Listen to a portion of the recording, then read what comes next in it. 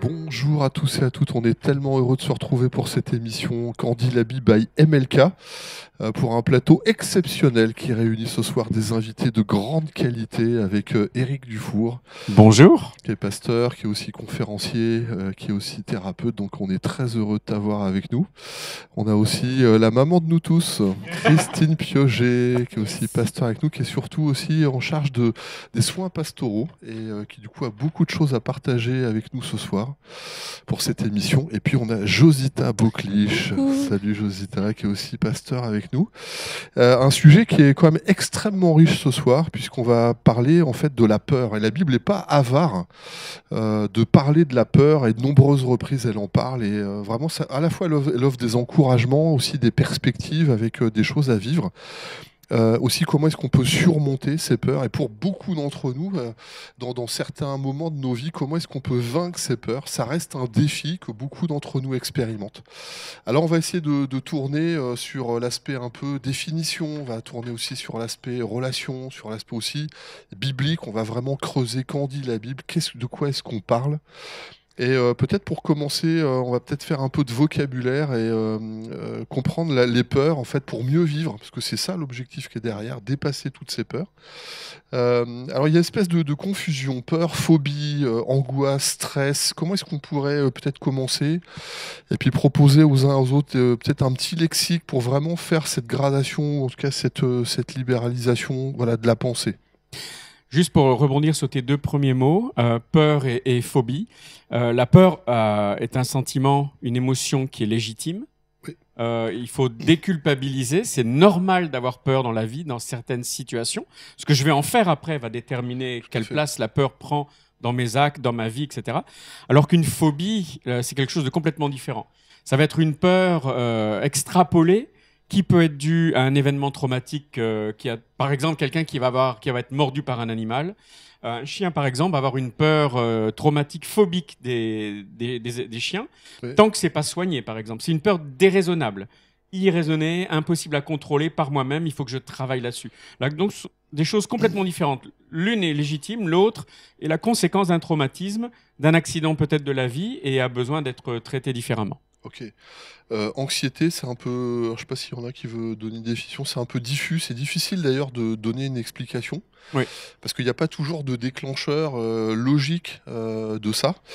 Et puis peut-être du côté du stress, il y a vraiment des stimuli qui sont sur nous. Voilà, on est poussé, on est un peu... Et le stress, c'est pas forcément une peur. Ça peut devenir une peur, mais ça peut être aussi un... j'ai une deadline dans le travail, il faut que je m'y mette, il me reste tant de temps. C'est un stress, une pression différente qui peut devenir une peur, effectivement, si j'ai une peur de ne pas réussir, de ne pas être à la hauteur. Mais c'est différent de la peur en elle-même. Ok. Donc déjà, dès le début, il faut déjà bien trier les mots, oui. Savoir où est-ce qu'on en est, de quoi on parle. On parle vraiment ce soir de la peur, des peurs. Qu'est-ce qu'elle est pas, comment on la gère. Voilà, qui attaque? Moi, je dirais déjà dans ce que vous partagez, c'est qu'il y a la peur réelle d'un danger là, immédiat, où je me promène, je ne sais pas, sur le bord d'un chemin, il y a une moto qui arrive à toute vitesse et là, j'ai peur et je me recule. Donc, je crois que si on n'avait pas peur, on ne survivrait pas parce qu'elle nous permet d'avoir une réaction de protection, en fait, de nous protéger d'un danger. Et puis, il y a le côté de la peur où on imagine quelque chose qui n'existe pas là tout de suite dans le réel, qui pourrait éventuellement se produire. Donc, on a peur de quelque chose qui n'existe pas là, à ce moment-là. Par exemple, moi, je me souviens, j'avais eu un accident de voiture où j'ai eu très peur. Et puis, quelques jours après, on prenait la voiture pour partir en vacances. Mon beau-père avait la jambe dans le plat, je devais conduire. Et mon mari, qui était mon fiancé à l'époque, ne pouvait pas partir avec nous. Mais j'ai eu une nuit terrible et j'avais peur. Alors, pourtant, il n'y avait pas de danger. La voiture fonctionnait bien. On était tranquille sur la route. Mais j'avais des bouffées de peur avec cette impression que j'allais avoir un accident, que nous n'avons pas eu d'ailleurs. Est-ce qu'on pourrait parler d'angoisse, là même? Oui, à certains. Oui, on peut aller jusqu'à. Là, on est vraiment dans un événement traumatique qui n'a pas eu le temps d'être soigné. Tu étais encore soigné. Ouais. Ou tu n'as pas eu le temps d'y travailler. Tu venais d'avoir un accident de voiture, la peur qui est conséquente est légitime, elle est normale. C'est un mode de réaction du cerveau pour nous protéger. Et donc, avec le temps, tu te retrouves dans les conditions de l'accident, dans un véhicule, ce qui était en plus l'objet de l'accident. Tu étais dans un véhicule quand il y a eu un accident. Donc là, le cerveau repositionné dans la même configuration, sans avoir eu le temps de traiter ça, c'est normal que tu aies peur. Voilà, tout à fait. Oui. Par contre, c'est vrai que dans le temps, j'ai appris à me dire non, mais là, il n'y a aucun danger. Bien sûr. Tu conduis tranquillement, tout va bien se passer. Mais voilà. Ouais. Quelque chose que j'ai remarqué aussi, c'est que c'est vraiment juste un constat, mais pour moi, je pense qu'on ne naît pas forcément avec la peur. On voit souvent que les enfants, ils sont très téméraires et des fois, c'est comme si c'est les parents qui transmettent leur peur. Certains parents qui ont, par exemple, peur des insectes et la maman commence à crier. L'enfant, instinctivement, ira prendre l'insecte, mais parce que le parent aussi a peur, l'enfant va se dire mais il faut que j'ai peur, là j'ai pas la bonne attitude. Donc je pense que aussi la peur, elle est au-delà d'être innée, elle est aussi vécue en société, en famille, acquise, vraiment. Donc ouais. Je pense qu'il y a des peurs instinctives, hein, oui. de choses. Il y a des peurs acquises. Moi, je sais que j'ai été mordu. Je rejoins, c'est un peu mordu par un chien. Voilà. Après, la logique, elle est pas là, hein, de comprendre que non, les chiens, c'est pas forcément un danger. Par contre, quand on n'est pas à l'aise, ça génère aussi d'autres réactions, parce que les chiens le sentent quand on n'est pas à l'aise avec eux. Sale bête. Non, pour les amis des animaux, non. Des peurs indélébiles. Est-ce qu'on a des peurs qu'on peut traiter, des peurs qu'on n'arrive pas à traiter, par exemple?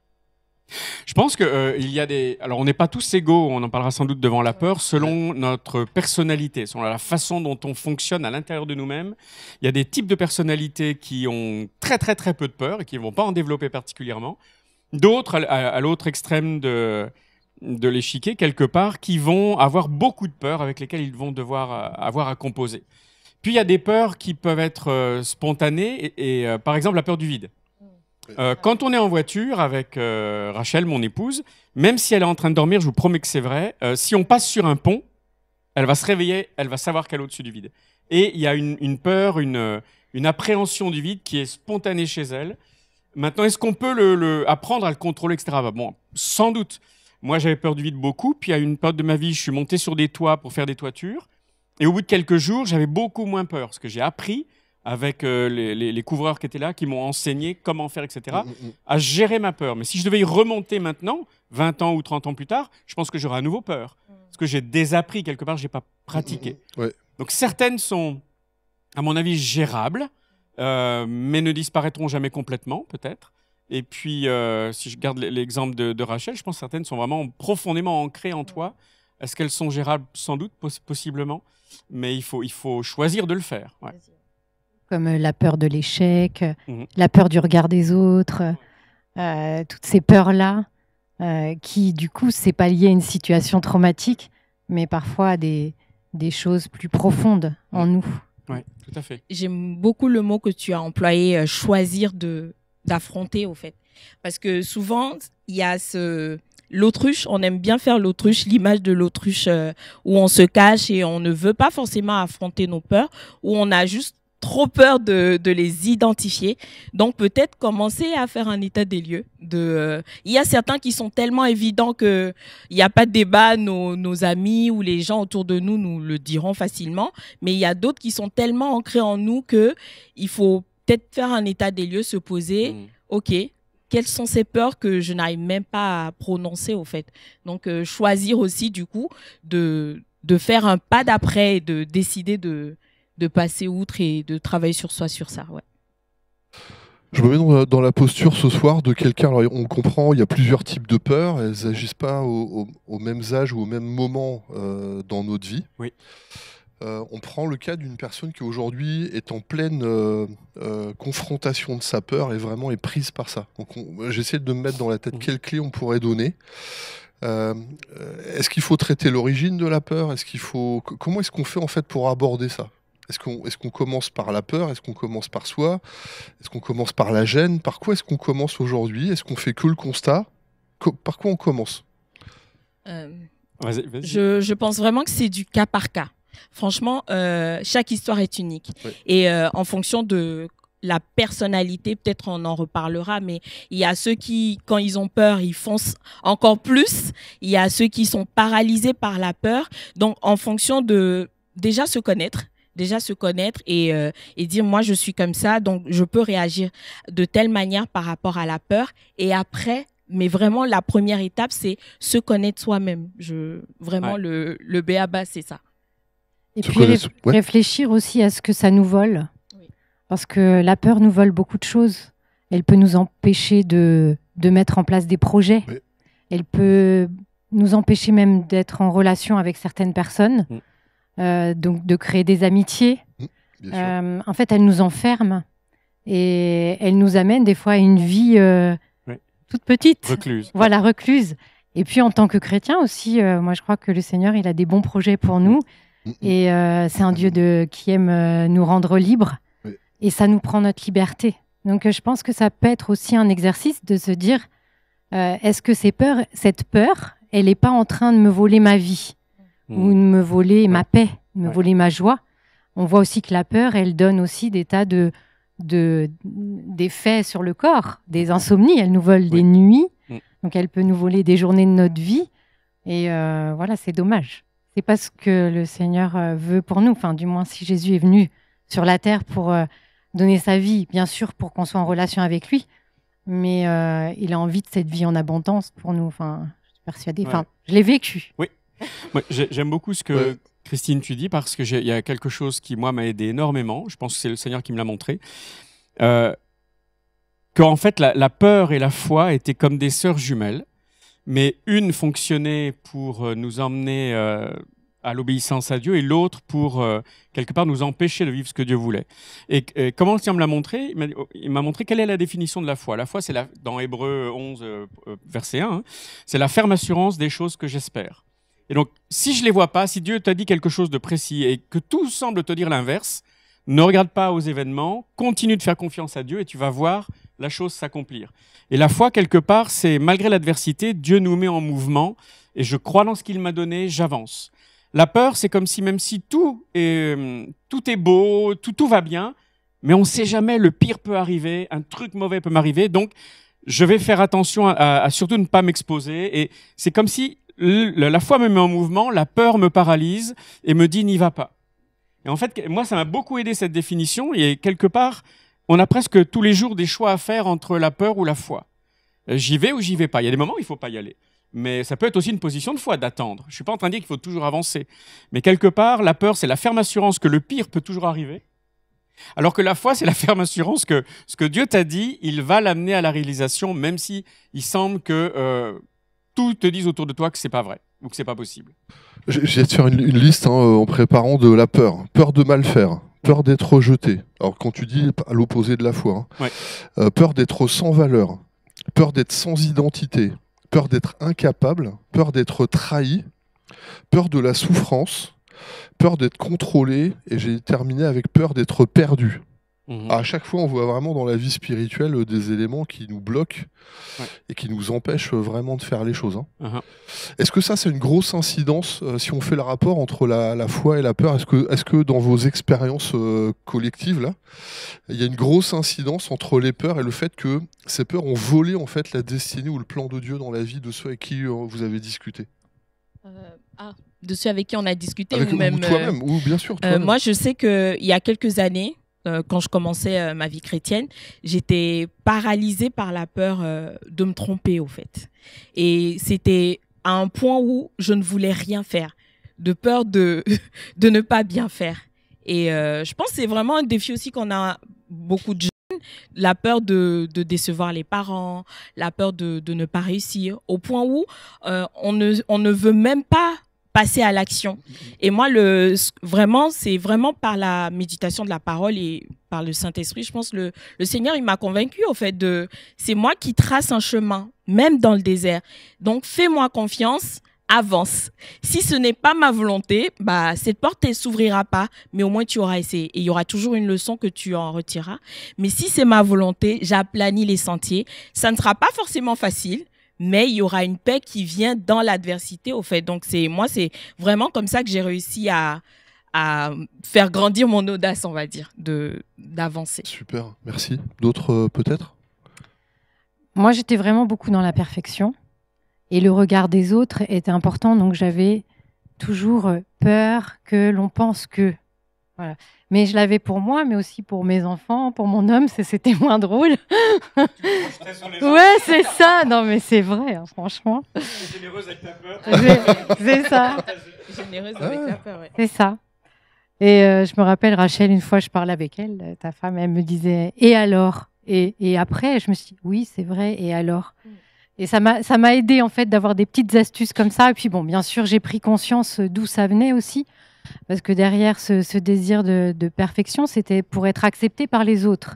J'avais peur du rejet, peur de ne pas être aimée, peur qu'on pense que je n'étais pas assez bien, enfin, etc. Mais le fait de mieux me connaître, comme tu disais tout à l'heure, et de comprendre d'où venaient toutes ces peurs, et notamment la peur ce regard des autres, ça m'a vraiment aidé à guérir et à dépasser toutes ces peurs.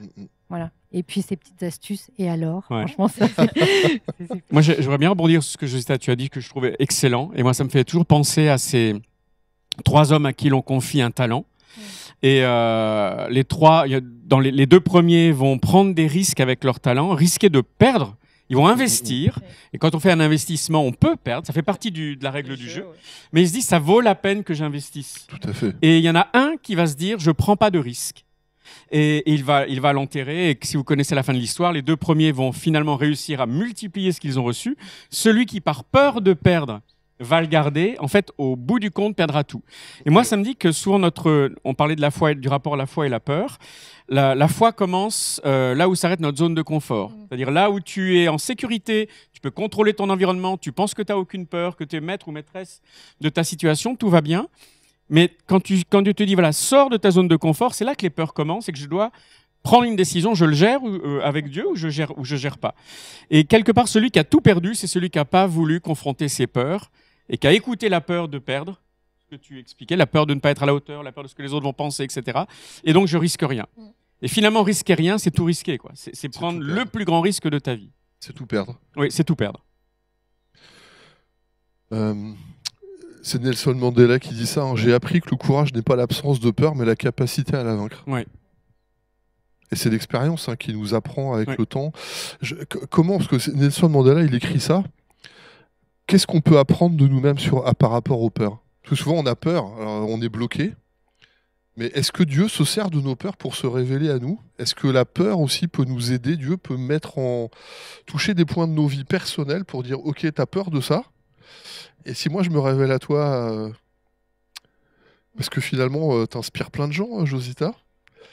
Oui. Et t'as une position, t'as une vraie... Il y a quelque chose qui vraiment sort de toi.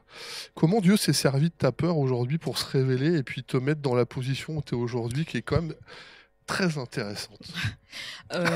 J'ai une expérience assez particulière que je pense que ce serait intéressant de le raconter, qui m'a beaucoup aidée dans ce cheminement. C'est le mot qui vient d'abord, c'est le lâcher prise au fait. J'ai eu une période aussi il y a 3-4 ans, mais c'était vraiment il y a 3-4 ans, où j'avais vraiment encore cette période transitoire de ma vie où je devais faire des choix professionnels et j'avais peur de ne pas faire les choses comme il faut. Et j'ai pris un temps, j'avais des amis qui m'ont dit arrête ça. Le même jour, j'ai 2 copines, elles se sont pas forcément concertées, elles m'ont dit lâche prise. J'ai dit bon, en vrai, c'est quoi le mot lâcher prise? Parce que là, ça fait bien à part dans le dictionnaire. J'ai dit bon, je vais prier. Et pendant que je priais, j'ai eu une image et j'ai vu un enfant qui serrait un ballon dans ses bras, mais qui lui faisait mal. Mais le ballon lui faisait vraiment mal, mais l'enfant ne voulait pas le lâcher. Jusqu'à ce qu'un homme s'approche, il était en blanc, sinon c'est trop facile, et lui propose de récupérer le ballon. Il récupère le ballon, et ce qui est beau dans l'image, c'est que plus l'enfant tendait le ballon, plus il grandissait, jusqu'à ce qu'il tende totalement le ballon, et ils étaient tous presque à la même taille. Et ce que j'ai compris, c'est que les peurs aussi, c'est une forme d'immaturité.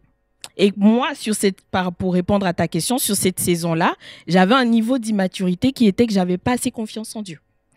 Et Dieu me demandait de lui faire confiance et de lâcher prise. Et quand j'ai lâché, bah oui, je peux dire que c'est vraiment à ce moment-là où je me suis libérée et j'ai laissé Dieu me révéler aussi, entre guillemets, comme une fleur, avec le parfum que je pouvais dégager dans sa présence et qui pouvait aussi couler comme l'huile aussi autour de moi.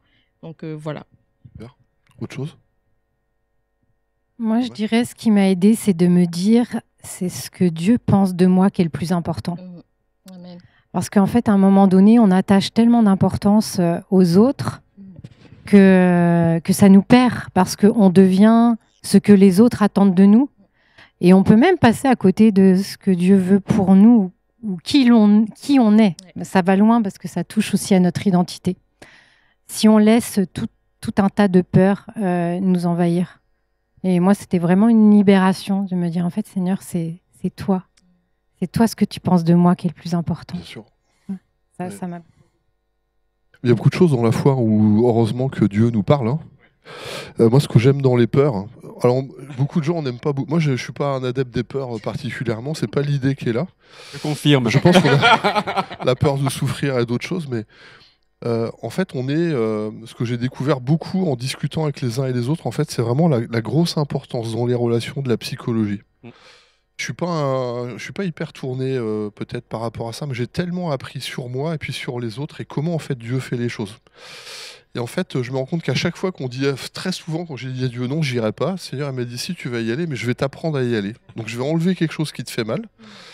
Parce que voilà, nos blessures, nos peurs sont souvent issues des fois de nos blessures profondes, de choses qu'on a, soit un rejet, du coup on n'a pas envie de perdre. Et donc du coup on n'a plus envie d'y revenir et Dieu il te dit si tu y retournes. Je pense à Moïse, il est en Égypte, hein, il a déjà été lui mis en couva, il a été lui mis en, qu'on appelle ça, il a été mis, sa maman va le mettre auprès de la maman de Pharaon, entre guillemets, il va être en internat, hein, donc quelqu'un d'autre va l'élever.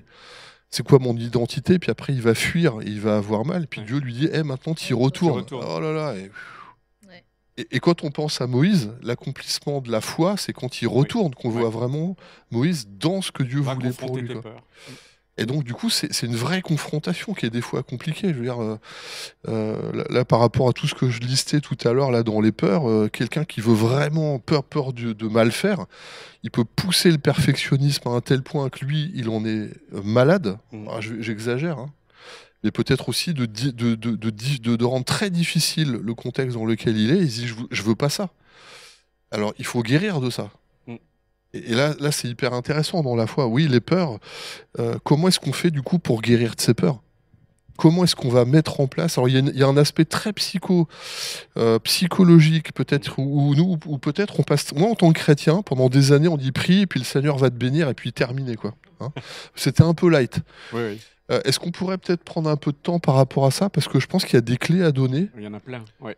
Dans l'expérience aussi des entretiens que vous avez avec les uns et les autres, parce que je pense qu'il ne faut pas qu'on passe à côté ce soir de j'ai une peur, j'en fais quoi, Seigneur? J'ai une peur, comment je me débat avec ça? J'ai une peur, comment je la dépasse?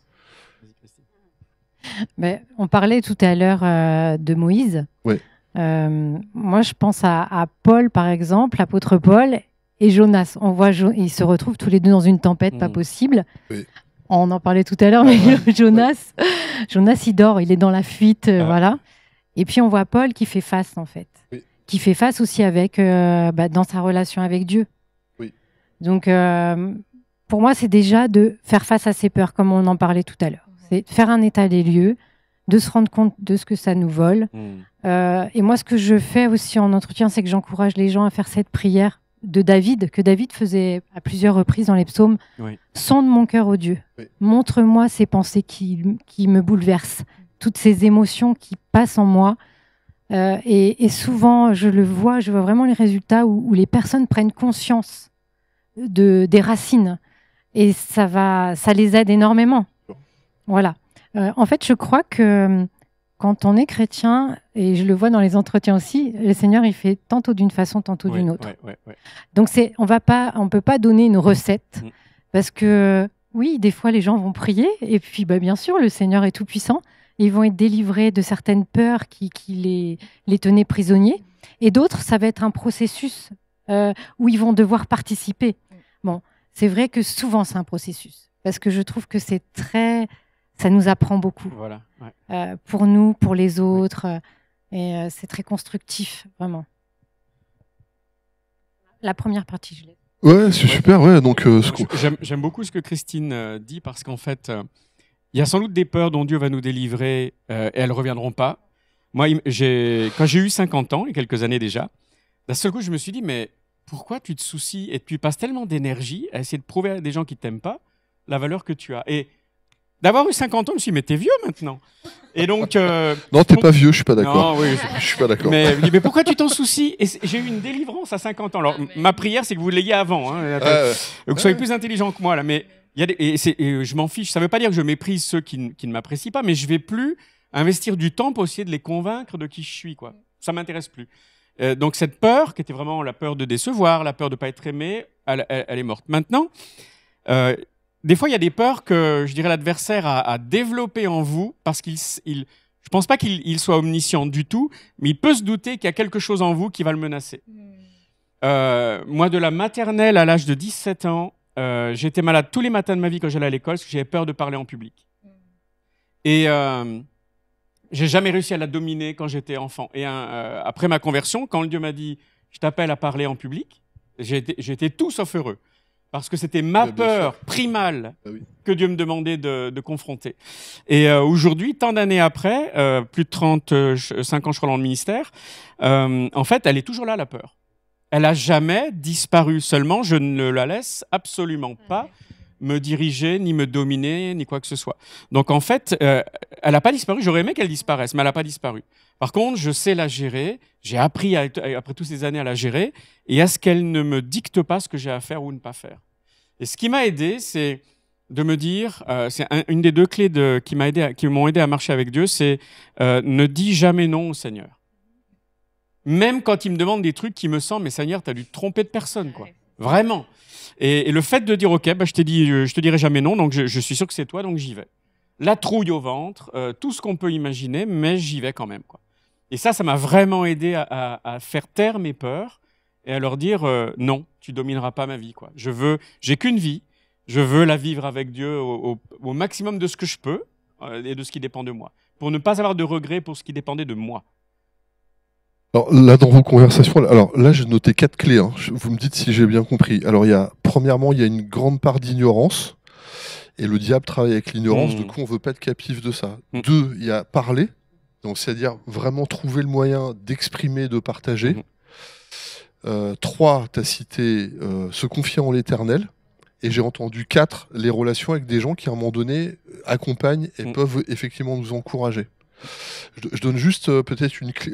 J'entends quand tu dis sautère, enfin l'ignorance. Des fois, c'est bête, hein, la peur du vide. La peur du vide, ça c'est pas à 35 mètres de hauteur. Hein, c'est-à-dire quelqu'un qui monte sur un tabouret déjà peut avoir peur et puis ça va pas. La peur d'une araignée, qu'elle soit grosse comme le petit doigt, on dit bah attends, tu charries quand même. Et en fait, la personne qui exprime sa phobie, sa peur. Elle, c'est une réalité, cette personne, c'est une réalité qui n'est pas prise en compte, ce qui fait qu'au bout d'un moment, on ferme sa bouche. Et pour être resté dans les peurs, ça veut dire, parle-en. Oui. L'ignorance, j'ai entendu la confiance en l'Éternel et la parole. Est-ce qu'il y a autre chose ou est-ce que vous voulez compléter Est-ce que c'est bon? Est-ce que vous voyez, peut-être pour que les gens qui sont avec nous, ils notent et voient les éléments qui peuvent les aider? Ou est-ce qu'il y a autre chose? Autre chose? Oui, pour rebondir sur le côté relationnel, accepter d'être vulnérable au fait. Dans notre entourage, en tout cas, je pense qu'il y a toujours même si c'est pas forcément 2-3 personnes, l'idée c'est pas de parler à un groupe, mais peut-être une seule personne qui peut être là pour toi et qui veut être comme un soutien. Je me rappelle, j'ai vécu quelques petites expériences, même dans mes années d'études, où j'habitais à Dakar à l'époque et j'avais une amie. C'est au bout de quelques années que j'ai compris qu'elle avait peur des amitiés. Mais c'est vraiment... Mais moi, je ne savais pas au début. La seule chose que je sentais dans mon cœur, c'était... J'avais vraiment reçu dans mon cœur que je devais lui donner beaucoup d'amour. Quand j'ai reçu ça, j'ai dit, c'est bizarre, mais bon, vas-y, hein, écoute. Et je lui faisais plein de cadeaux. J'étais tout le temps là pour elle. C'était ma voisine de palier. Donc là, je lui faisais à manger. J'étais là. Et c'est au bout de 2 ans, et je devais quitter le Sénégal pour la France, et elle était en larmes et m'a dit « tu m'as guéri ». J'ai dit, mais qu'est-ce qui s'est passé? Elle m'a dit, quand j'étais enfant, et c'est là où je rebondis sur ce que je disais au début, des fois, il faut vraiment prendre le temps avec les enfants. Elle s'était mis un habit de deuil, genre un vêtement noir, un soir après l'école, parce qu'une de ses amies l'avait déçue. Donc, elle était au collège et elle a dit moi, je veux plus d'amis, j'ai peur et elles vont toutes me trahir. Donc, oui, et du coup, ça l'a comme liée. Elle n'arrivait plus à faire confiance et à donner des amitiés. Et le fait que moi, par la grâce de Dieu, le Seigneur me conduit à ça et je ne comprenais pas, ça l'a libérée. Donc, des fois aussi, accepter d'être vulnérable, que ce soit d'un côté et de l'autre aussi, soyez sensible à ce que Dieu veut faire avec vous dans la vie des autres, au fait. Que ce soit dans vos amitiés ou même avec vos collègues de travail. Pas être intrusif, mais des petites actions, des fois, font toute la différence, je vous promets. Donc, c'est ça. Super, merci. Christine? Moi, je dirais que souvent, derrière une peur, il y a un mensonge, en fait. Et quand on arrive à mettre en lumière le mensonge, on voit bien dans la parole de Dieu, la vérité libère. Amen. Et donc, ça nous libère de nos peurs. Je pense que on rencontre tous des gens qui disent « moi, j'ai pas de peur » ou « j'ai pas peur », etc. Et évidemment, il est impossible. Même Jésus a eu peur. Oui.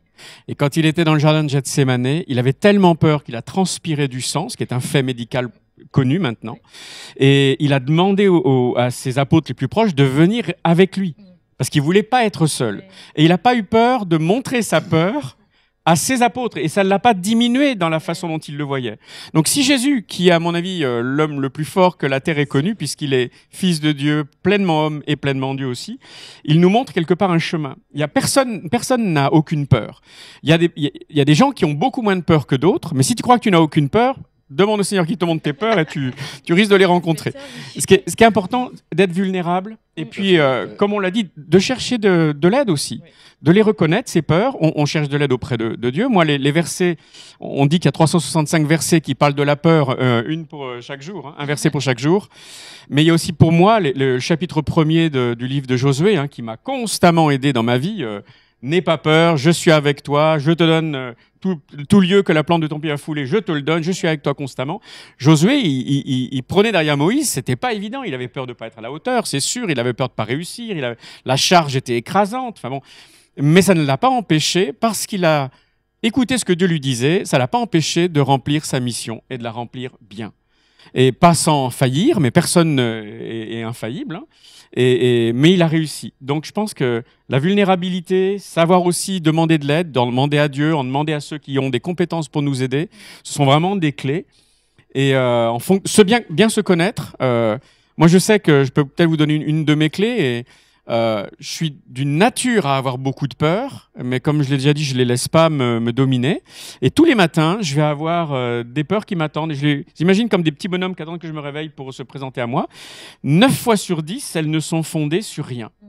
Et donc, ça me prend 20 secondes, 10 secondes pour dire, toi, non, toi, tu vois rien. Non, toi, non, toi, non. Ah, aujourd'hui, ouais, j'ai peut-être un stress, c'est légitime, mais je vais y faire face avec le Seigneur. Et puis, il y a les promesses de Dieu pour ma vie, etc. Donc, les reconnaître, ne pas être comme Jonas, aller au fond de la coque pour dormir et prétendre qu'elle n'existe pas, ça va le rattraper. Hein. Ouais. Mais oser, quelque part, c'est avoir le courage, comme tu le disais, comme Nelson Mandela l'a écrit, avoir le courage de les confronter pour les dominer. Ça, c'est à portée de tout le monde, surtout quand on est en Christ. Ouais. C'est un positionnement, en fait. Oui. Dès le matin, tu te positionnes. C'est ça, ouais. Là, vous rajoutez encore des choses, là.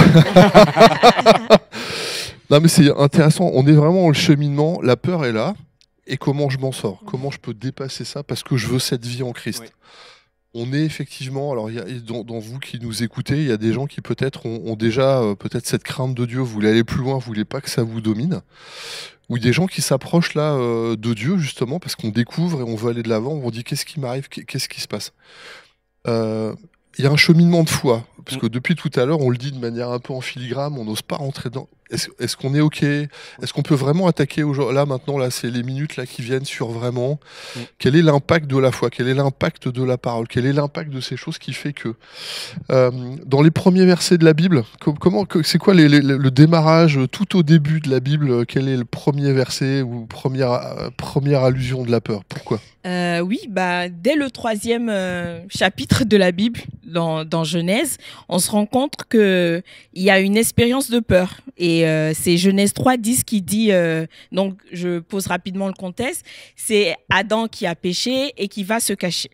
Donc Dieu le cherche, comme il nous cherche toujours, et il répond, « J'ai entendu ta voix dans le jardin, j'ai eu peur. » Et on parle de quand dit la Bible, mais c'est vraiment intéressant pour vous que vous puissiez, quand vous méditez et avec des petits mots-clés comme ça, là on est vraiment sur une thématique, d'aller chercher la racine du mot.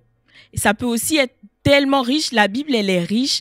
Chaque mot a le français réduit des fois un seul mot littéralement, mais quand vous allez il y a des applications comme le Strong sur le téléphone. Bon, je me mets à l'ère du temps, vous pouvez acheter en version papier, mais il y a une super application qui s'appelle Bible Strong.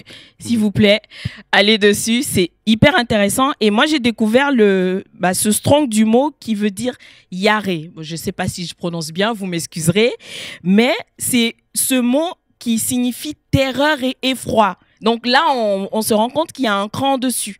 Mais qu'est-ce qui cause ça? C'est sortir de la présence de Dieu, au fait. Donc, quitter cette présence de Dieu coupe et fait en nous, crée cette émotion de peur.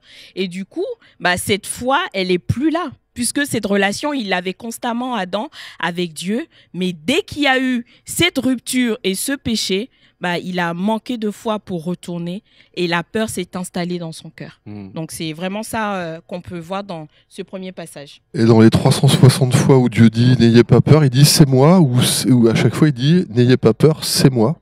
N'ayez pas peur, je suis avec toi. N'aie pas peur, je suis avec toi, je serai avec toi.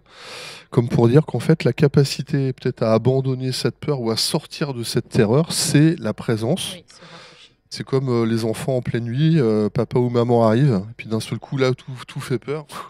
Les monstres ont disparu. Et la présence de papa ou maman. Non, mais c'est toute puissance. Bien sûr. Moi je pense même que confronter sa peur, c'est vraiment une occasion de grandir. Je vais en partager une, si je peux. On était jeunes mariés avec Rachel. Elle était enceinte de 3 mois de notre premier enfant. Et elle a un gros problème de santé. Il faut opérer à ventre ouvert, ouvrir l'utérus, etc. Enfin, une grosse opération. Et il y avait 50% de chances de perdre l'enfant et puis aussi de perdre Rachel. Donc, c'était pas simple. Je suis dans l'hôpital, ma femme est en train d'être opérée, je peux perdre notre enfant, le premier, et je peux perdre ma femme. Et je sens nature peureuse ou facilement challengée à ce niveau-là, je sens une angoisse qui monte en moi et qui prend tout le contrôle de moi, de ma raison, et je sens la panique qui monte, comme une vague qu'on ne peut pas contrôler. Et je me revois exactement à l'endroit où je suis et je sens le Seigneur qui me dit « Éric, tu es devant un choix ». Et ce n'est pas une voix que j'entends, mais une pensée que je reconnais comme étant la pensée de Dieu. Il me dit, voilà, je mets 2 chemins devant toi. Soit tu écoutes ton angoisse, et là, il arrivera ce qu'il arrivera, mais je ne suis pas avec. Et soit tu me fais confiance envers et contre tout, et il y a ce que tout le monde, les médecins ont dit et tout, mais tu me fais confiance. Et je me suis dit, à choisir, je te fais confiance. J'ai tout à gagner. Et Rachel a survécu, notre enfant a survécu, et c'est notre aîné maintenant, il a 32 ans, etc. Et cet événement-là m'a permis à d'autres reprises, Dieu m'a rappelé une autre fois le même enfant, il avait été perdu par un taxi qu'il avait mis au mauvais endroit dans un pays où on venait d'arriver, on avait déménagé. Mon gamin est perdu, c'est la nuit. Il n'y a aucun moyen de le retrouver. Et je conduis ma voiture comme un fou dans les rues d'une capitale que je ne connais pas, la nuit, et la même panique arrive, et le Seigneur me dit, tu te rappelles? Et en fait, il dit, voilà, tu as le même choix. Soit tu laisses ta panique gagner, soit tu me fais confiance et ton enfant, tu vas le retrouver, il sera à tel endroit. Et ça m'a permis de grandir. C'est-à-dire que je connaissais le chemin pour vaincre cette angoisse. Et je pense que c'est vraiment une occasion de croissance. Parce que finalement, Ça m'a permis d'aller dans des endroits où je ne serais jamais allé de moi-même, de vivre des choses que j'aurais jamais imaginé possibles, parce que tout peureux que je suis, je me suis réfugié comme un enfant à l'abri de mon Père, céleste, éternel. Et ça a fait de moi, des gens nous disent des fois, mais wow, la foi que tu as dû avoir. Alors là, mon coco, si tu savais le nombre de fois où j'ai eu la trouille, et tu peux même pas imaginer, ma foi, c'est un grain de moutarde, vraiment, comme Jésus le dit, mais je me suis réfugié à l'abri de celui qui est mon Père, quoi. Et la peur m'a pas dominé. Et ça, c'est la foi. Et c'est la foi. Oui, oui, tout à fait. Eh ben c'est un choix qui est irraisonnable. Alors, autant la peur est irraisonnée et raisonnable, autant à un moment donné, on prend une position de faire confiance et de dire « je sais que tu vas faire et que tu vas agir et je te fais confiance ». Et c'est illogique, hein, mais c'est la foi et c'est la puissance de Dieu qui se manifeste. Et à tous les peureux et les peureuses, je voudrais vous dire, surtout ne croyez pas que c'était une grande foi. C'est vraiment, ma foi, elle était comme un grain de moutarde, quoi. Prenez-en un, allez acheter un pot de moutarde, regardez la taille d'un grain, quoi. Je veux dire, c'est ridicule. Et j'avais peur de tous mes membres. Je me dis, mais Seigneur, je sais pas comment tu vas faire, mais je choisis de te croire, quoi. Et je m'accroche à ma bouée comme un noyer qui s'accroche à une planche, quoi. C'est comme un muscle, en fait. Ouais. Oui, absolument. Et après, tu le développes. Oui. Alors là, j'ai envie de dire, on est entre nous, voilà, en train de parler des choses. Quel conseil on pourrait donner? Alors, est-ce que, par exemple, dans les gens qui sont confrontés, on a la logique identifier la peur? C'est quoi la logique? C'est quoi le déclencheur? Pourquoi j'en arrive là? Est-ce que c'est une blessure? Est-ce que c'est un trauma? Qu'est-ce que je porte?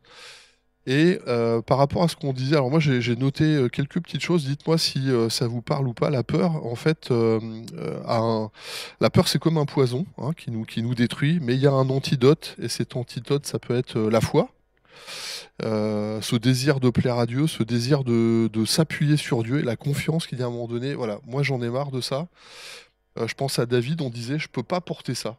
Je pense à cette armure, on essaye de le mettre avec un truc qui le bloque complètement. On avait discuté d'un témoignage avec un policier américain, je crois que c'est l'année dernière ou il y a 2 ans. Vous êtes pris dans certaines situations où tout le monde vous dit pourquoi t'as pas réagi. Mais la peur vous tétanise, hein, cette angoisse qui fait que vous pouvez même pas crier, vous pouvez même pas bouger. Bon là je pense à vraiment une situation dans lequel on a été, moi je suis en aumônier en maison d'arrêt, donc il y a eu une situation de viol. La personne dit clairement, elle dit de toute façon, dans cette situation-là, je pouvais pas bouger, j'étais tétanisé, la peur m'a saisi, c'est même plus que de la peur, je sais pas comment, tous les traumas et tout ça. La sidération. Voilà. Ouais. Et donc on est complètement arrêté. Et donc, est-ce qu'à un moment donné, la confiance en fait, qui cultive voilà, l'ouverture et renouveler la confiance, Dieu par la foi renouvelle la confiance en soi-même. Qu'est-ce qui construit à l'intérieur? Est-ce qu'on aurait trouvé une mécanique à l'intérieur qui fait que cette peur qui est là, le capable de la prendre, dit ça te détruit, mais moi je veux faire quelque chose et je vais te montrer ma puissance dans ta vie. Moi, je suis un très grand timide, hein, je te rejoins. On va parler en public il y a quelques années, c'était la folie. Enfin, je bafouillais. C'est une révélation faite en direct. Patrick est un grand timide. Non, mais vraiment. Et du coup, voilà, mais parce qu'il y a des enjeux, parce qu'il y a cette confiance en Dieu, parce qu'à un moment donné, moi, je vois comme Moïse lui dit vas-y, va parler. Il dit bah non, je peux pas parler, c'est pas possible. Moi, ça me touche de voir Dieu, il va voir Moïse alors qu'il a la langue embarrassée. Oui. C'est intéressant en fait, parce qu'il aurait pu prendre quelqu'un qui parle bien. Oui. Voilà. Comme Gédéon, qui était le plus petit des plus petits. C'est toi le vaillant héros que j'ai choisi. Voilà. Et quand tu vois Gédéon, en fait, il va y aller, enfin, il va obéir à Dieu après avoir demandé des. Voilà, on voit bien qu'il est plein de peur, mais Dieu le prend en compte. Il va lui donner des preuves. Pour l'aider, pour lui dire, tu vois, c'est moi. Oui. Et puis après, on voit, il y va dans la nuit. Et moi, ça me touche aussi parce que je me dis, ben, il y est allé quand même. Bien sûr. Il faisait nuit parce que, bon, voilà, il avait peur. Voilà. Et je dirais, c'est comme tu disais, mais c'est quoi comme conseil? Mais c'est de faire face et de commencer quelque chose.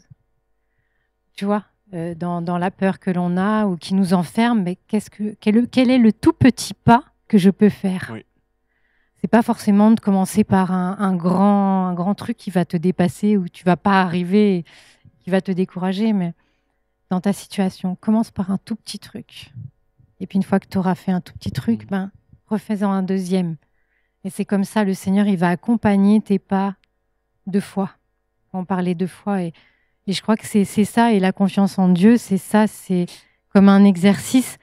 Tu y vas petit à petit, mais le Seigneur, il honore chacun de tes demi-pas. Ouais, c'est vrai. Des versets, les amis, peut-être des choses, ce serait intéressant là, dans le temps qui nous reste, peut-être d'avoir ces versets qui peuvent peut-être toucher quelqu'un là ce soir, réfléchir. Moi, je pense qu'il y a vraiment une notion de formalisation d'un moment donné. Il y a une logique de peur, on ne sait pas, ok, à qui j'en parle, qu'est-ce que j'en fais. J'entends parler avec Dieu, laisser ces choses devant. Moi, j'étais sidéré l'autre jour. Alors, j'envoie ça à ma femme parce que Nathalie a une petite peur des araignées. Alors, je joue pas avec elle, mais j'étais étonné. Je voyais un reportage des gamins qui ont quoi, 4-5 ans, quoi, qui attrapent des migales plus grosses que ma main et qui ont tellement cette habitude, non seulement de savoir aller les chercher, de les sortir, de les avoir à la main. Et je vois le gamin qui, en même temps, s'amuse, dit je vais te montrer ses crochets, quoi. Et donc, le gamin, avec un petit bout de bois et les doigts, il sort les crochets de la migale, il dit oh là là, mais il va se piquer. Et le gars, non seulement il a pas peur, mais après il repose la migale et il repart. Et je lui dis mais en fait, moi cette image-là, elle m'impressionne, parce que je me dis en fait, Dieu est capable de faire ça avec chacun d'entre nous. Oui. De quelque chose dans lequel on est bloqué. Non seulement il nous console ou il nous guérit de ça, mais en plus ça, il fait de nous une source de consolation et de guérison pour tous les autres. Et de te dire, moi je sais par où. Moi j'aime bien. Bon, on se reconnaît peut-être, mais de dire, je sais par où t'es passé, tu vois. Ouais. Tout à l'heure, on avait un mot. Moi j'aimerais bien que tu t'attaques un peu là sur les jeunes. Ouais. Parce que moi j'apprécie ce qu'on vit, mais là aujourd'hui il y a des enjeux sur lesquels il dit si t'es pas ci, si t'es pas ça, si t'es pas machin, si t'as pas réussi, si t'as pas passé ton truc, tu peux pas. Ouais. Au bout d'un moment, je dis oui, tu peux. Et l'amour parfait bannit la crainte. Amen. Je sais pas si on peut dire ça. Ouais, si t'aimes Dieu, si t'aimes les gens autour, je sais pas comment on peut dire. Allez, on attaque des versets, des témoignages, des choses où on peut peut-être prophétiser. Allez, on veut vraiment donner des paroles. Amen. C'est le verset que j'avais sous les yeux, que tu viens de citer, parce que je voulais vraiment préciser la petite subtilité de ce passage. La version Louis II nous dit « L'amour parfait bannit la crainte ». C'est simple, c'est efficace, mais après on se dit mais qu'est-ce qu'ils veulent vraiment dire? Et comme c'est important aussi des fois de chercher d'autres versions qui complètent un peu cette pensée-là.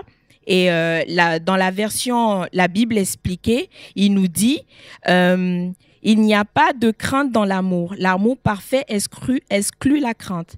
La crainte est liée à l'attente d'un châtiment. Et vraiment, c'est de se dire, si je grandis dans ma relation avec Dieu, si je grandis dans mon amour pour Dieu, je sais que les pas que je fais et là où il va m'amener parce que ce Dieu-là m'aime et qu'il a de bonnes choses pour moi, ma crainte doit diminuer et mon amour et ma foi en lui doit grandir. Donc c'est là où vraiment ce passage il est à propos. L'amour parfait bannit la crainte. Et c'est vraiment pour dire aussi à un jeune converti, tu es là, peut-être qu'il y a des péchés qui reviennent constamment, tu es comme dans un engrenage. Je veux vraiment t'encourager et te dire l'amour parfait bannit la crainte. Retourne constamment au pied du maître jusqu'à ce que tu sois affermi parce que tu apprends à marcher. S'il faut vraiment symboliser ça comme ça, tu grandis, tu viens de naître, tu marches et la Bible dit 7 fois le juste tombe, 7 fois il se relève. Et même 7 fois c'est symboliquement, mais c'est pour te dire accroche-toi à ce Dieu-là. S'il faut traîne à l'image de tu prends le pied de Jésus, Seigneur, je ne te laisserai pas partir jusqu'à ce que tu aies changé mon histoire. Et on veut vraiment prier pour ça. Si tu es là, tu nous écoutes, on veut prendre le temps de prier pour toi et si vous êtes d'accord, je vais juste prier pour ces jeunes-là ou même quand je dis jeunes, c'est jeunes dans la foi et donc je vais juste prier, on va s'attendre au Seigneur. Éternel, nous attendons à toi. Au-delà d'être éternel, tu es notre papa et tu nous as aimés le premier. Et c'est ton amour qui nous a attirés à toi. Seigneur, je prie vraiment pour mes sœurs et mes frères qui peut-être sont dans ce cycle de culpabilité et de peur de revenir totalement aux pieds de leur Père d'amour. Seigneur, je prie que tu te révèles et que tu déverses une dose tellement forte de ton amour dans leur cœur qu'ils ne puissent pas aller autrement ailleurs que dans ta présence, quel que soit le degré du péché. Seigneur, nous nous attendons à toi parce que tu dis dans ta parole que tu rémunères ceux qui te cherchent, Seigneur. Tu n'as pas dit tu rémunères ceux qui sont parfaits. Tu n'as pas dit tu rémunères ceux qui font bien les choses selon les hommes. Tu dis tu rémunères ceux qui te cherchent. Je prie vraiment qu'il y ait un cœur qui te cherche, quel que soit le niveau d'imperfection, Seigneur, et que tu puisses rétribuer, que tu puisses remplir de ton amour. Au nom puissant de Jésus. Amen. Amen. Wow. Ben, intéressant. Merci. Ça. Hein, ouais. Autre chose? Moi, je pense à Jésus. Jésus, il est venu sur la terre. Comme on le disait tout à l'heure, il a vécu dans un corps comme nous. Et je trouve que c'est très réconfortant de savoir qu'il sait ce que c'est que d'avoir peur. Et il nous comprend et il te comprend. Si tu regardes et que tu vis des peurs, n'oublie pas que Jésus te comprend. Ouais. Et il a vécu des grandes peurs. Il les a dépassées, il a fait face et c'est notre modèle. Ouais. Voilà. Et puis il a dit, avant de quitter la terre, je suis avec vous tous les jours jusqu'à la fin du monde. Voilà.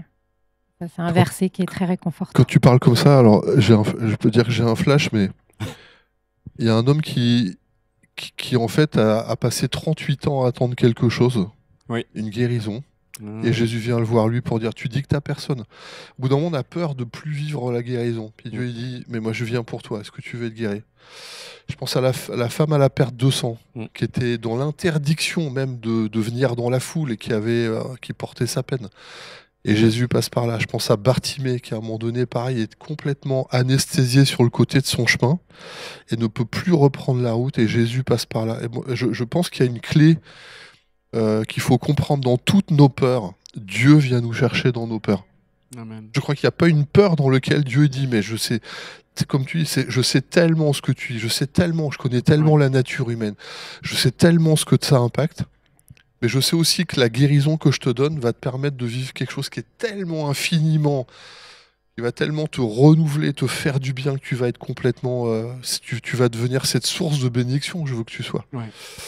Et je pense que nous, il faut qu'on... Moi, je mettais le mot désir, là, mais le diable, il veut nous empêcher de voir la bénédiction pour dire, tu n'y arriveras pas, c'est trop loin pour toi. J'entendais ce que tu disais pour dire quelqu'un qui a peur de revenir. Quand à un moment donné, on s'est trompé, on ne sait plus comment revenir. Moi, je pense à cet homme-là, le Samaritain, l'homme qui descend sur le chemin de Damas. À un moment donné, il est guéri, mais la Bible ne dit pas comment il est revenu. Moi, je pense que sortir de la maison qu'elle a, reprendre le chemin pour rentrer à la maison, il y a un moment donné, c'est pas si facile. Le fils prodigue, il voit toute la conséquence, et à un moment donné, il réfléchit, puis il se parle lui-même, il se fait tous ses plans, parce que c'est compliqué de revenir. Je pense qu'avec la peur, il peut y avoir des hontes associées, où on n'ose plus revenir vers Dieu. D'ailleurs, entre parenthèses, quand on dit la crainte de Dieu et le commencement de la sagesse, c'est pas la peur. C'est un immense respect et je respecte tellement Dieu que je veux pas aller à l'encontre de ce qu'il veut pour moi. Mais si tu t'es trompé, si tu as fait des erreurs, tout le monde en fait. Numéro 1, tout le monde en fait. Mais ne crois pas que Dieu est en colère contre toi et n'aie pas tellement honte à cause de ce que tu as fait que j'ai trop peur de Dieu. Non. Christ a donné sa vie à la croix pour que tu n'aies ni de honte ni de peur qui t'empêche de revenir vers celui qui a tout donné pour toi. Donc la crainte de Dieu, c'est pas la peur de Dieu, c'est quelque chose de vraiment différent. Là, comme tu disais, des fois, la traduction ne nous aide pas et il y a une confusion qui s'installe. Mais je reviendrai sur mon exemple de Gethsémanée. Jésus, qui a eu peur, est allé chercher de l'aide. Il a demandé à ses amis. Il leur apportait toujours des choses. Il leur a demandé, vous, venez m'apporter quelque chose, j'ai besoin de votre présence. Je pense qu'on peut aller vers Dieu pour soigner ses peurs. On en a besoin, qu'il nous dise quelle est l'origine de ma peur, comment je peux avoir la victoire contre cette peur. Et puis il y a des fois, il faut aller chercher des gens qui sont compétents. Quand on souffre de phobie, par exemple, c'est bien d'aller voir Christine et le département Melkavi. C'est bien d'aller voir un thérapeute chrétien, là où tu vis, s'il y en a, et d'aller, ou même s'il n'est pas chrétien, mais s'il y a une phobie, s'il y a quelque chose, un traumatisme qui t'est arrivé, qui génère des peurs que tu ne peux pas contrôler, il n'y a pas de honte, quoi. Il n'y a pas de honte, même pour un chrétien. Si Jésus l'a fait, qu'il a demandé aux apôtres, venez m'aider, restez avec moi, pour prier avec moi, on peut le faire aussi, nous. Hein. Oui. Alors, je pense que c'est un des endroits où on est le plus bloqué. Alors je reprends l'Ancien Testament, Josué, sa fille Caleb, sa fille Aksa. Oui. Et elle lui dit, tu m'as donné des sources d'en haut. Alors il y a des bénédictions qui viennent de Dieu, mais il y a aussi des sources d'en bas. 3 fois l'apôtre Paul, tout apôtre qu'il était, a dit, j'ai repris courage en voyant les frères. Ça veut dire qu'on peut se décourager à certains moments, l'isolement, la fatigue, etc. Je pense à Élie qui à un moment donné va même demander la mort, donc on est vraiment sur des trucs où on veut plus porter. Mais il y a des gens qui nous rencontrent. Béni soit Dieu pour les soins pastoraux. Amen. C'est clair. Enfin. Comment tu vois les gens qui viennent à un moment donné dans un entretien? Est-ce que tu vois vraiment des gens déposer vraiment des peurs et puis repartir en disant des témoignages ou des choses? Alors, c'est vrai qu'on entend beaucoup d'histoires de vie. Et c'est vrai que souvent, quand les personnes partagent, j'attends qu'elles aient fini, je les écoute avec attention. Et à un moment donné, je leur dis, et qu'est-ce que tu veux faire de tout ça? Et je crois que, en fait, à l'image de Jésus, hein, qui posait toujours cette question, enfin, là, on le retrouve beaucoup dans les évangiles. Que veux-tu que je te fasse? Veux-tu être guéri? Ou voilà, même, tu parlais du paralytique 38 ans, il va lui demander, qu'est-ce que tu veux que je te fasse? Mais tu vois pas, Seigneur, que voilà. Mais en fait, il a besoin, le Seigneur a besoin qu'on exprime et qu'on ait soif. Si quelqu'un a soif. Et je suis persuadée que vous qui nous regardez, si quelqu'un a soif vraiment de liberté et de ne plus être dépendant ou enfermé par toutes sortes de peurs, bah, c'est évident que le Seigneur va faire quelque chose. Il y a besoin d'avoir cette soif. Et donc, moi, c'est vraiment comme ça que je procède. Et puis, c'est avec la personne et avec son histoire, avec ce qu'elle peut faire. Moi, c'est elle qui va parler de sa solution et qui va parler de ce qu'elle peut mettre en place. Après, moi, je donne le regard de ce que Jésus nous donne aussi dans sa parole, avec tous les outils aussi qu'on a partagés, selon la situation, parce que je crois vraiment qu'on est unique, et selon, comme on disait tout à l'heure, notre personnalité, nos traumas, et toute cette histoire de vie que l'on a, eh bien, une personne va réussir plutôt à aller vers ce chemin, d'autres pas. Et voilà, on est vraiment unique. Donc, c'est d'être vraiment à l'écoute aussi du Saint-Esprit, de ce qu'il veut pour cette personne, et se souvenir que c'est son chemin à elle. Voilà. Comme ça. Super. On voit plein de belles choses, hein, franchement. On est étonnés, hein. Des fois, on voit des gens, ils arrivent, ils ont vraiment le regard tellement figé, tellement triste. Des fois, moi, je les reconnais à peine. D'un entretien sur l'autre, on se dit, ah, tiens, il s'est passé quelque chose. Il y a de la lumière dans le regard, le regard qui un affranchissement. Oui, et la personne s'est déchargée d'un fardeau, mais c'est dans sa relation avec Dieu, tranquillement, toute seule. Enfin, vraiment, c'est en toute liberté. Le Seigneur fait des choses formidables. Je voulais juste rajouter une pensée que j'ai là aussi. Au fait, des fois, il faut se rappeler à sa mémoire les victoires du passé. On a des vécus. Je pense que personne n'est jamais resté au point d'être tellement paralysé qu'il n'est jamais sorti de chez lui ou au moins avancer sur quelque chose. Donc peut-être célébrer les petites victoires et s'attendre au Seigneur pour les plus grands combats, que c'est lui qui va te donner la victoire. Et j'ai juste ce passage dans 1 Samuel 17:37 avec David que tout le monde a méprisé quand il devait combattre Goliath, et il a fait cette déclaration, parce que oui, c'est une déclaration que tu peux t'approprier aussi toi par rapport à tes situations. David dit encore: l'Éternel m'a délivré de la griffe du lion, de la patte de l'ours. Il me délivrera aussi de la main du Philistin. Et c'est vraiment un positionnement de foi, on parlait de foi, un positionnement de foi, de croire que le Dieu qui a fait ce qu'on peut considérer petit, qui, entre vous et moi, je ne vois pas combattre des lions, mais de se dire, s'il l'a fait dans les petites choses, il sera fidèle dans les grandes. Autant lui, il nous demande ça, lui, il l'est déjà, parce qu'il a tracé le chemin et on combat toujours dans la victoire. Donc, saisissons vraiment cette parole aussi et saisissons notre victoire sur la peur, quoi. Une conclusion, les amis, la peur, comment vaincre? Ne la laisse pas t'empêcher de vivre ta vie, quoi, tout simplement. Ne laisse pas l'adversaire avoir cette arme contre toi. Il n'y a aucune honte d'avoir des peurs. C'est le lot de tout être humain. Même Jésus en a eu, on l'a dit et répété. Donc si j'ai une prière pour toi, qui est confronté à des peurs, c'est ne les laisse plus te voler ta vie, comme Christine l'a dit tout à l'heure. C'est une arme qui a été vaincue par Jésus. Il n'y a pas de honte, il y a pas. Amène-la à Christ et puis laisse-le agir et il va t'en guérir. Un mot, une phrase, une punchline, une pensée. Moi, il y a un verset qui m'a beaucoup aidé, c'est dans le calme et la confiance Amen. que sera votre force, dans la tranquillité et le repos. Isaïe. Et Ésaïe 30,15. Ouais. Et moi, c'est une période de ma vie où je venais d'apprendre que mon mari avait 2 cancers. Il a eu une tumeur au cerveau, une tumeur au rein. Et c'est vrai que on est humain. On a eu peur. Bien sûr. Parce qu'on s'y attendait pas. Et on a pleuré et on s'est dit qu'est-ce qui va se passer, la peur qu'il souffre, la peur qu'il meure, enfin toutes sortes de peurs. Et puis des fois l'entourage n'est pas forcément rassurant. J'avais une amie qui m'a dit comment tu vas faire toute seule avec tes 4 enfants. Et attends, il n'est pas encore mort. Il n'est pas encore mort. Et en fait, ce qu'on a fait, c'est que passer cette période de peur, de panique, vraiment on s'est posé, puis on a dit Seigneur, comment on va marcher? Et un peu comme David dans le psaume 23 qui disait quand je passe par la vallée de l'ombre de la mort, absolument. En fait, on va passer, on va marcher.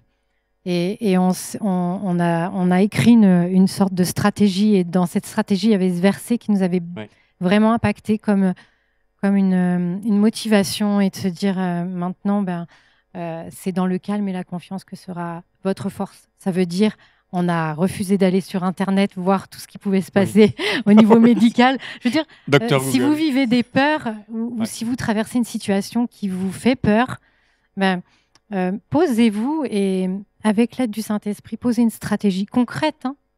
Ça veut dire, nous, ce qu'on avait dit, on voit la journée d'aujourd'hui. C'est-à-dire qu'aujourd'hui, tu es là. Aujourd'hui, t'es malade, mais t'es là. Donc, on va bien vivre cette journée, on va en profiter. Voilà.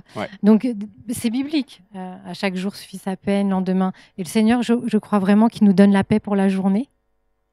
Et il nous donne sa paix. Il ne nous la donne pas comme le monde donne. C'est aussi un outil supplémentaire, mais on avait développé comme ça et on avait écrit tous nos outils et ça nous a aidés. C'était comme un cadre. Moi, j'avais quelques chants de louanges qui m'accompagnaient. Qui ont été là tout le temps de cette épreuve. Et merci Seigneur, il est vivant, mon mari, et il va bien. Il est bien vivant, on l'aime. Voilà, et je l'embrasse. Je pourrais lire un verset juste. C'est dans le livre de Josué, le premier chapitre, le verset 9. Voilà, c'est l'Éternel qui parle à Josué. Il lui dit « Ne t'ai-je pas ordonné ?» C'est un ordre que Dieu donne à Josué. « Fortifie-toi et prends courage. Ne sois pas effrayé, ni épouvanté, car l'Éternel, ton Dieu, est avec toi où que tu ailles. » Voilà. Moi, je ne peux pas dire mieux que ça. Donc, les amis, les peurs sont naturelles. Elles sont obligées, j'ai envie de dire. De toute façon, il y a toujours une saison, un moment, il y aura quelque chose sur lequel on va être saisi. La Bible, en tout cas, nous invite à nous confier en l'Éternel, que pour vaincre aussi nos peurs, bien sûr, de nous confier l'essentiel pour nous, c'est d'aller vers Christ. Nous confier en Dieu dans sa parole, de chercher des solutions. On n'est pas seul, on a des relais, il y a des hommes et des femmes, il y a des gens autour de nous qui nous aiment, qui nous montrent aussi, qui sont passés avant nous dans certaines situations dans lesquelles on apprend de leur part. Et puis on transmet la foi aussi en étant les uns avec les autres. Donc ça, c'est aussi des témoignages qu'on a donnés pendant toute cette soirée. Que l'amour de Dieu aussi est vraiment un moteur, c'est un père. On a un père dans le ciel, c'est pas quelqu'un qui vient pour peut-être nous faire souffrir, mais qui est là. Et voilà, que toutes ces étapes, en tout cas, nous encouragent et vous encouragent, vous fortifient dans votre marche avec Christ. Mettez peut-être dans les commentaires peut-être les peurs sur lesquelles vous êtes touchés aujourd'hui, qu'est-ce qui est là. Vous avez des relais avec des soins pastoraux, vous avez des prédications, vous avez des gens, on prie avec vous, on prie pour vous. Il y a aussi des sujets sur lesquels je vois qu'il y a une puissance de Dieu par le Saint-Esprit, avec des gens qui, des fois, que ce soit dans des situations, ont vraiment vécu cette guérison intérieure de cœur. Et ne portez pas toute votre vie peut-être cette peine, au cas si ça demeure sur vous. Il y a un vrai sujet peut-être de réflexion de qu'est-ce qui est derrière. Est-ce que ce qu'on porte là, c'est que quelque chose qui est d'aujourd'hui ou peut-être d'hier, et que en tout cas toutes ces peurs vous volent pas votre avenir. En tout cas, cette vie de Christ que Dieu veut vous donner, elle est tellement importante. Vous êtes tellement précieux, les œuvres de Dieu sont tellement extraordinaires On veut vraiment porter ces choses-là. Merci les amis, merci Josita, merci beaucoup Eric, merci vraiment Christine. Et puis on voulait terminer par la prière. On sait que c'est une des clés spirituelles. Parler avec le Père, mettre des mots, savoir qu'on n'est pas tout seul si deux s'accordent. Alors la Bible nous dit aussi que ces choses vous seront données. Donc peut-être ce verset dans la fatigue avec Jésus, si tu es fatigué et chargé, prends mon joug sur moi. Prenez ces instructions qui sont là, et puis Dieu donnera du repos à vos cœurs. Et dans ce mot repos, il y a aussi le mot renouvellement, il y a aussi ce mot guérison à l'intérieur. Donc Christine, est-ce que tu veux bien prier? Oui. Et on terminera avec cette prière, les amis. Dieu vous bénisse, on se retrouve dans 15 jours, prochaine émission. Et puis Christine nous conduit dans une prière finale. Oui Seigneur, on veut te remercier pour ce temps que tu as permis. Seigneur, on te prie pour chaque internaute, Seigneur, qui va regarder cette émission. Amen. Seigneur, toi qui connais chacun, qui connais le cœur de chacun et qui aime chacun. Seigneur, on te confie, Seigneur, chaque situation. Et on te remercie, Seigneur, de bénir toutes ces personnes, Seigneur, et de venir, Seigneur, dans le secret de leur cœur, Seigneur, leur parler, Seigneur, leur parler de ta paix, de leur parler de ton repos. Seigneur, de les prendre par la main, Seigneur, de leur montrer, Seigneur, le chemin de la confiance. Seigneur, parce que quand on te fait confiance, Seigneur, et qu'on s'abandonne à toi, Seigneur, tu nous donnes la liberté et le repos. Seigneur, on les bénit chacun, Seigneur, chacun d'eux. Seigneur, on te remercie au nom de Jésus. Amen. Amen. Amen, à bientôt. Dieu vous bénisse.